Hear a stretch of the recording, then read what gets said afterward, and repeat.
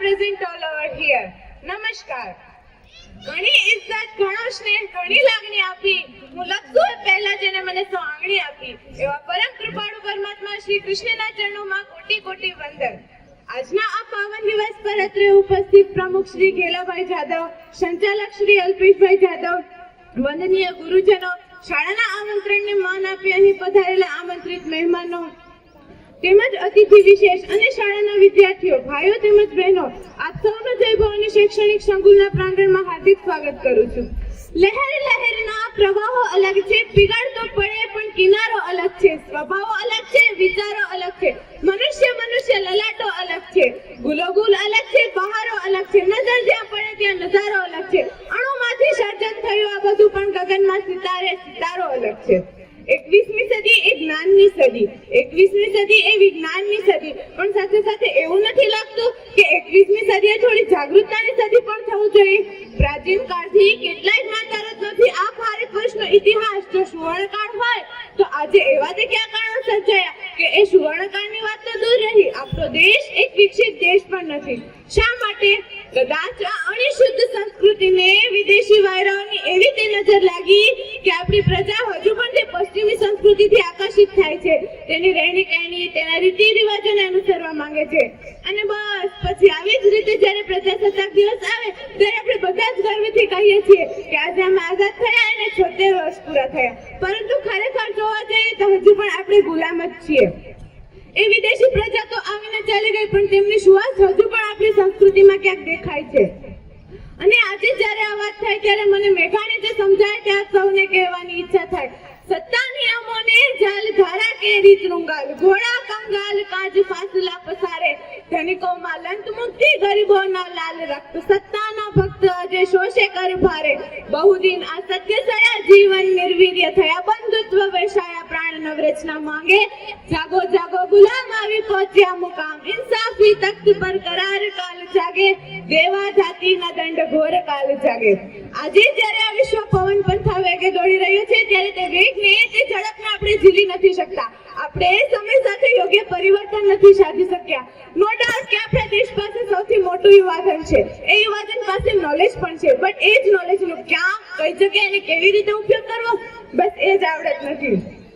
આપણી મેન્ટાલિટી કંઈક એવા પ્રકારની છે કે આપણે દરેક વસ્તુને એક્સેપ્ટ કરી લઈએ છીએ. કંઈક પણ નવું ઇન્વેન્ટ થયું હોય તો તેમાં શું નવું છે કે શું નવું થઈ શકે છે તેનો આપણે વિચાર જ નથી કરતા.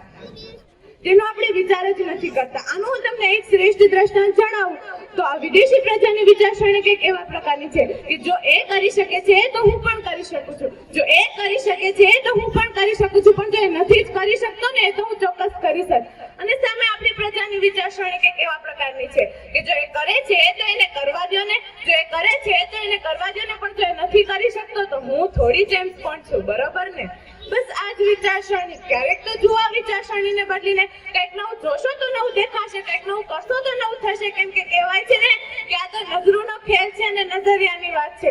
આ તો જિંદગી છે પૂરા, જ્યાં પડવારની રોશની પણ ચાંદની રાત થઈ પડે, અને જો જીવો તો ક્ષણ પણ વધી પડે, બાકી તો જીવવા માયકા છે. કેમ કે કહેવાય છે ને કે આ તો નજરોનો ખેલ છે અને નજરિયાની વાત છે. બસ આ જ નજરિયો એક નવા દ્રષ્ટિકોણ માટે સૌથી મહત્વનું પાસું એ છે શિક્ષણ.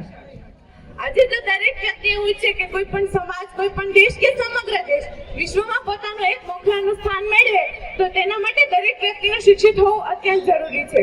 આજે આપણી પાસે એક ક્ષમતા છે આ દુનિયાની સાથે કદમથી કદમ મિલાવવાની નહીં, પણ તેનાથી બે કદમ આગળ ચાલવાની,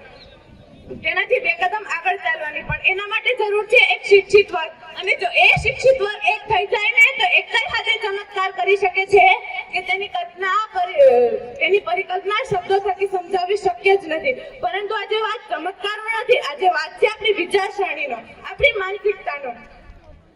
मानसिकता सिर्फ सूरज के निकलने से अंधेरा नहीं मिटता, महज आंखें भी खोलनी पड़ती है रोशनी के लिए.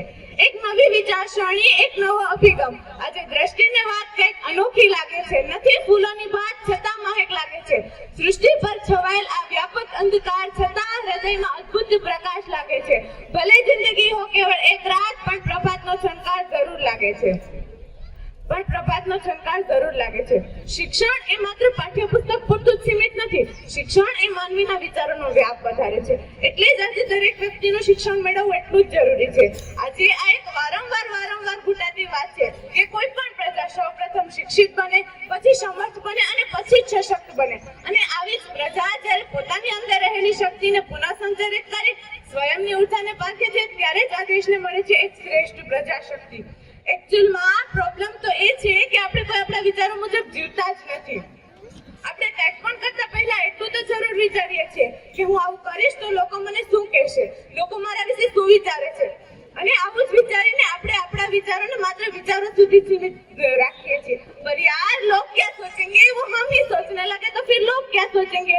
માણસ જેવો વિચારે છે તેવો જ તે પોતે બને છે. તો આપણે આપણા વિચારોને સારા જ રાખવા જોઈએ ને.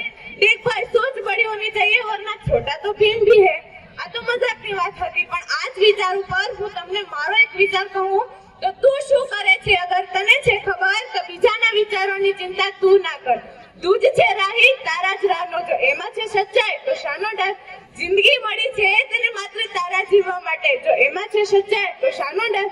સલાહકાર મળશે, સમજાવી જશે, પણ સમજવા વાળું અહીં કોઈ નહીં. પોતાનું કે પછી પર કશું તારું હતું જ નહીં કે તે ગુમાવ્યું, કે કશું તારું થવાનું પણ નથી તો શી કામના. એના કરતા જે છે એની કદર કર. કેમ કે કહેવાય છે ને કે નજરે નજરે ફરશે નજર. એટલે જ કહું છું કે આ દુનિયાદારીના ખેલમાં તું તારી જ અદાકારી કર. આજે આ મંચ પર થયેલી વાતો પરથી જો દરેક વ્યક્તિ એવું વિચારે ને કે દેશની ઉન્નતિ એ જ મારી ઉન્નતિ, દેશનો વિકાસ એ જ મારો વિકાસ, તો આપણો દેશ વિશ્વમાં પોતાનું એક મોખરાનું સ્થાન મેળવી શકે છે. આજે આપણા હૃદયમાં નાનો અમથો ઝબકારો પણ થઈ ગયો ને તે વિશાળ મશાળમાં ફેરવાશે. સમગ્ર સૂર્યની શક્તિને પણ ઝાંખી પાડી શકે છે એટલું તેજ અહીંની પ્રજામાં છે. અખંડ ખુમારી સત્ય સતી શૌરાઓની ભૂમિ છે.